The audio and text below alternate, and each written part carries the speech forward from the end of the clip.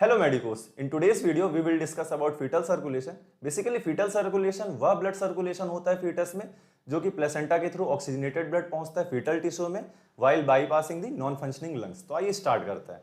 fetal circulation में पहले आप ये निमोनिक से याद रखिए, that is doctor on. D stands for deoxygenated blood and R stands for regular path, means deoxygenated blood हमेशा regular path को follow करेगा और ON that is O means oxygenated blood and that is new path, means oxygenated blood जो fetal circulation में होगा वह new path को follow करेगा.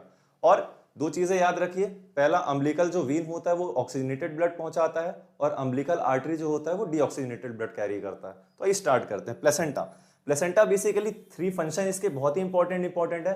That is first is respiration, second is excretion and third is nutrition. यह तीनों चीज करता है प्लेसेंटा. तो प्लेसेंटा से होता क्या है कि ऑक्सीजनेटेड ब्लड जो होता है वो लेफ्ट अम्बिलिकल वेन के थ्रू लीवर में जाता है. लीवर में ये डक्टस वेनोसस के थ्रू बाईपास कर जाता है, दैट इज फर्स्ट शंट.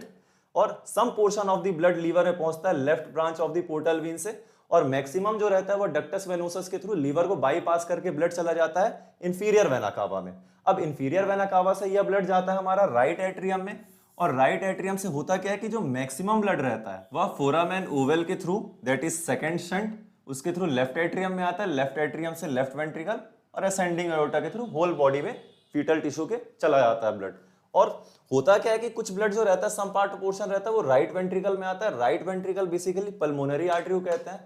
इसके थ्रू क्या रहता है कि लंग्स तो फंक्शनल है नहीं बेबी में, तो third shunt that is ductus arteriosus, इसके थ्रू पूरा जो पल्मोनरी आर्टरी का ब्लड रहता है वो आर्च ऑफ आयोटा में आता है और होल बॉडी में फीटल के सर्कुलेशन होता है. और नीचे आके होता क्या है कि कॉमन इलियक आर्टरी बन जाता है डिसेंडिंग एओर्टा, और कॉमन इलियक आर्टरी दो ब्रांचेस से बढ़ जाती है, that is right and left. और इसका भी फिर बाइफर्केशन होता है external and internal iliac artery, और both internal iliac artery basically forms the right and left umbilical artery.